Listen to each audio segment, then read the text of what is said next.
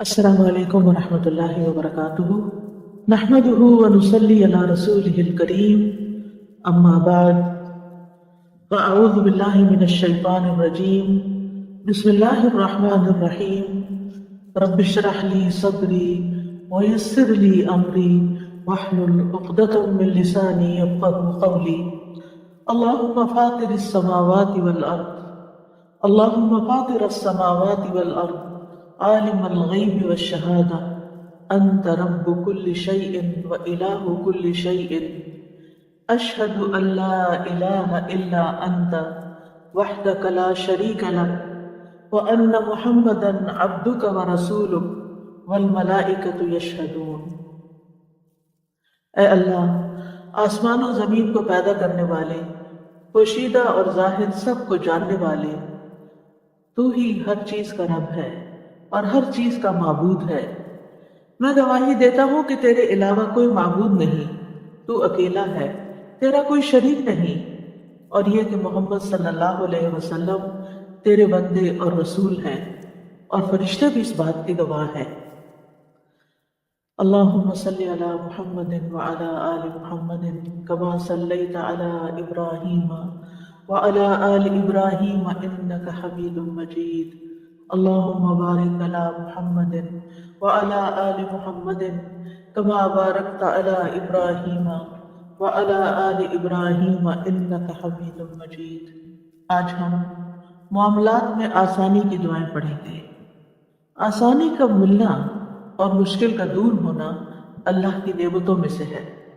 اللہ سبحانہ و تعالیٰ کی اپنے بندوں پر بے شمار نعمتیں ہیں جن کو ہم گن نہیں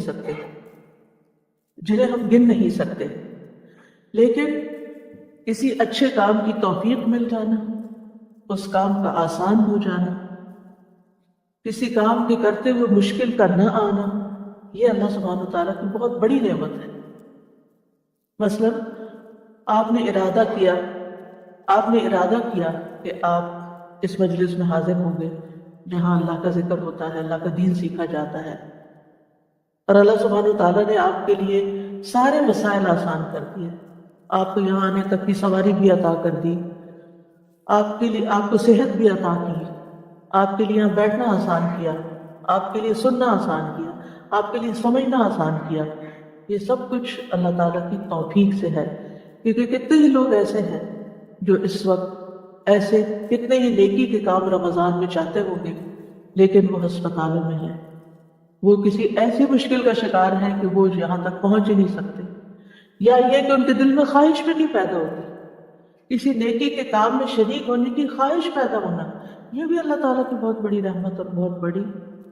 نعمت ہے۔ تو ہر انسان کو جو کچھ بھی حاصل ہوتا ہے اور اس کے لیے جو اسباب بھی حاصل ہوتے ہیں، اور ان اسباب کو آسانی سے اویل کر لینا، یہ سب کچھ بھی صرف اللہ کی توفیق سے ہوتا ہے۔ بندہ ان کا مالک نہیں ہوتا، اللہ کے ہاتھ میں ہے یہ سب کچھ، اکیلے اللہ کے ہاتھ میں۔ اللہ تعالیٰ نے اپنے بندے شعیب علیہ السلام کے بارے میں فرمایا تھا کہ انہوں نے کہا وَمَا تَوْفِيقِي إِلَّا بِاللَّهِ عَلَيْهِ تَوَكَّلْتُ وَإِلَيْهِ أُنِيبُ، اور میری توفیق تو اللہ کی مدد کے ساتھ ہے، اسی پر میں نے توکل کیا اور میں اسی کی طرف رجوع کرتا ہوں۔ بس دین کے معاملات ہوں یا دنیا کے معاملات ہوں، دونوں طرح کے معاملات کو آسان بنانا، ان کو کر جانا ہمارے ہاتھ میں نہیں ہے، یہ صرف اور صرف اللہ کے ہاتھ میں ہے جو اکیلا ہے، اس کا کوئی شریک نہیں ہے۔ یہ زندگی چونکہ ایک امتحان ہے، اس لیے یہاں پر آسانیوں کے ساتھ تکلیفیں بھی ہوتی ہیں، لیکن یاد رکھیے کہ تنگی کے بعد اللہ تعالیٰ آسانی بھی پیدا فرما دیتا ہے، یعنی ایسا نہیں ہوتا کہ صرف تنگی ہی تنگی ہو، تنگی کے ساتھ ہی آسانی بھی ہوتی ہے۔ فَإِنَّ مَعَ الْعُسْرِ يُسْرًا، إِنَّ مَعَ الْعُسْرِ يُسْرًا، تنگی کے ساتھ آسانی ہے اور مشکل میں آسانی ہے۔ یعنی عام طور پر لوگ سمجھتے ہیں کہ زندگی صرف مشکل ہی مشکل ہے، لیکن اگر ہم غور کریں تو مشکلات میں اللہ تعالیٰ نے بہت سی آسانیاں بھی رکھی ہیں۔ اور پھر سورۃ الطلاق میں اللہ تعالیٰ فرماتے ہیں لِيُنْفِقْ ذُو سَعَةٍ مِّن سَعَتِهِ وَمَنْ قُدِرَ عَلَيْهِ رِزْقُهُ فَلْيُنْفِقْ مِمَّا آتَاهُ اللَّهُ لَا يُكَلِّفُ اللَّهُ نَفْسًا إلا ما آتاها سيجعل الله بعد عسر يسرا، تاکہ وسعت والا اپنی وسعت میں سے خرچ کرے، اور جس پر اس کا رزق تنگ کیا گیا ہے اسے چاہیے کہ اس میں سے خرچ کرے جو اللہ نے اسے دیا ہے۔ اللہ کسی نفس کو تکلیف نہیں دیتا مگر جتنی اس نے اس کو طاقت دی، ان قریب اللہ تنگی کے بعد آسانی بھی پیدا کر دے گا۔ سورۃ الطلاق کی آیت جو ہے یہ طلاق کے معاملات سے متعلق ہے۔ یعنی عام طور پر جب کوئی گھر ٹوٹتا ہے تو بہت مشکل پیش آتی ہے، اور اس وقت انسان سمجھتا ہے کہ دنیا اندھیر ہو گئی ہے، لیکن اللہ تعالیٰ کا وعدہ کیا ہے؟ سَيَجْعَلُ اللَّهُ بَعْدَ عُسْرٍ يُسْرًا، یہ تنگی تو ہے، اس وقت مشکل تو ہے، پریشانی تو ہے، لیکن اللہ تعالیٰ اس کے بعد آسانی بھی لے آئے گا۔ اسی طرح پیغمبروں کے اوپر جب حالات بہت تنگ ہوئے، ان کی زندگیاں بہت مشکل میں آ گئیں،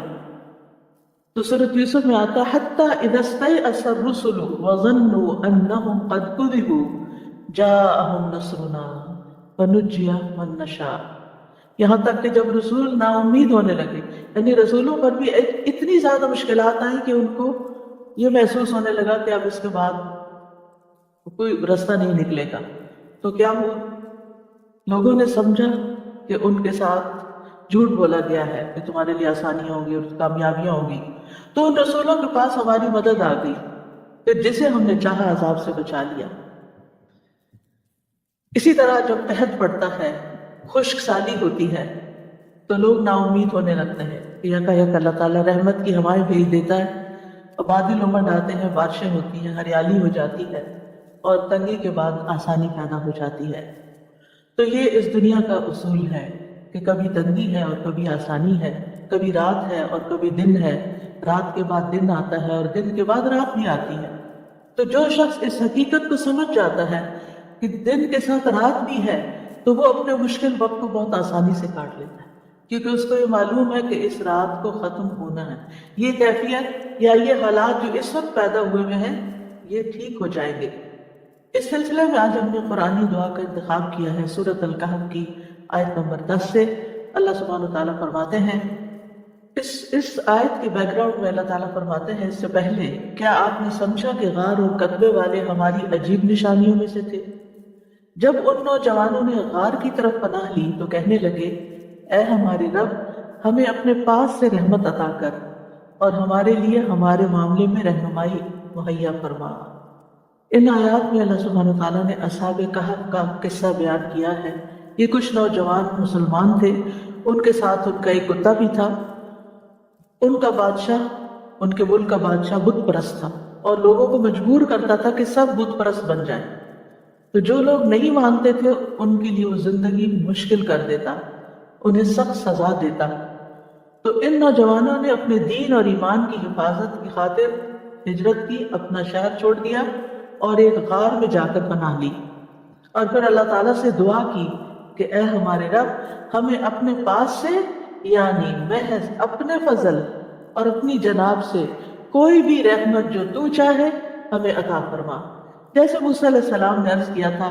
رب انی لما انزلت الی من خیر فقیر،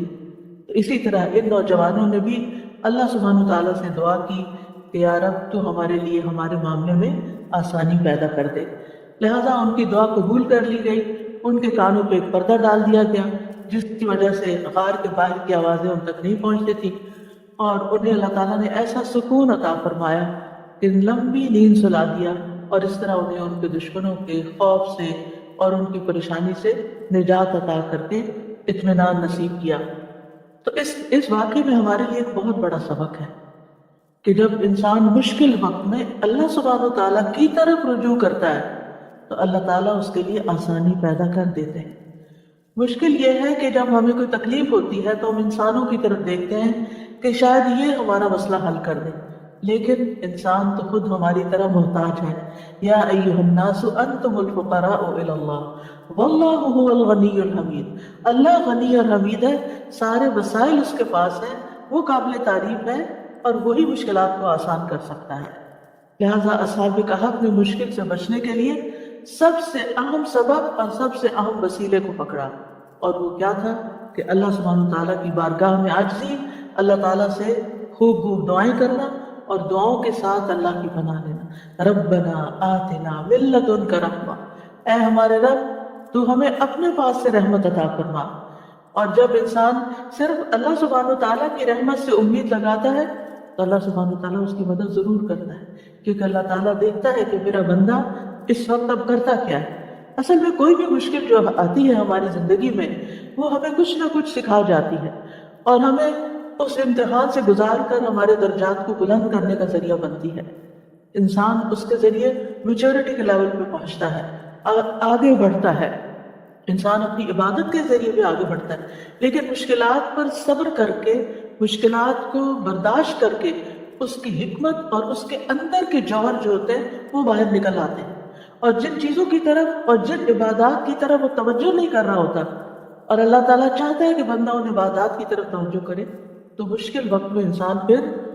جب اللہ کی طرف رجوع کرتا ہے تو اللہ تعالیٰ اس کے لیے رہنمائی میسر کر دیتا ہے. اور پھر خاص طور پر آپ دیکھیں کہ ان نوجوانوں کا جو قصہ ہے یہ ہمیں بتاتا ہے کہ ان نوجوانوں کو اللہ تعالیٰ نے ایسی سمجھ دی تھی کہ عین جوانی کے عالم میں انہوں نے اتنی پیاری دعا مانگی کہ ربنا آتنا من لدنک رحمہ، یعنی کوئی، اور کہا جاتا ہے کہ وہاں کے اشرافیہ تھے، ایلیٹ گھرانوں کے بچے تھے، انہوں نے کوئی دنیاوی وسائل اختیار نہیں کیے کہ بادشاہ تک اپروچ کریں اور پھر اپنے آپ کو بچائیں. انہوں نے بادشاہوں کے بادشاہ کو اپروچ کیا، یعنی اللہ رب العزت سے دعا کی. اور پھر یہ جو رحمت ہے، جب رحمت آ جاتی ہے نا اللہ تعالیٰ کی تو ہر چیز مل جاتی ہے. لہٰذا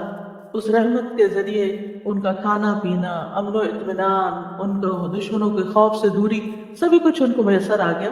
اور وہ کہاں پر تھے؟ غار میں تھے. غار میں کوئی کھانا نہیں ہوتا، غار میں کوئی ٹھنڈا کمرہ نہیں ایسا ہوتا کہ اگر گرمی ہے یا کوئی پریشانی اور تکلیف ہے تو وہاں کوئی لائٹ ہوگی. آپ دن میں تو غار میں جا کے پھر بھی بیٹھ سکتے ہیں، لیکن آپ کو یہ پتا بھی رات آنی ہے اور کوئی کیڑا مکوڑا اور کوئی سانپ بچھو بھی آ سکتا ہے. جیسے نبی صلی اللہ علیہ وسلم جب غار ثور میں پناہ لیے ہوئے تھے تو حضرت ابوبکر نے جس سوراخ میں پاؤں رکھا وہاں سے ایک سانپ نے کوئی بچھو نے کاٹ لیا تھا.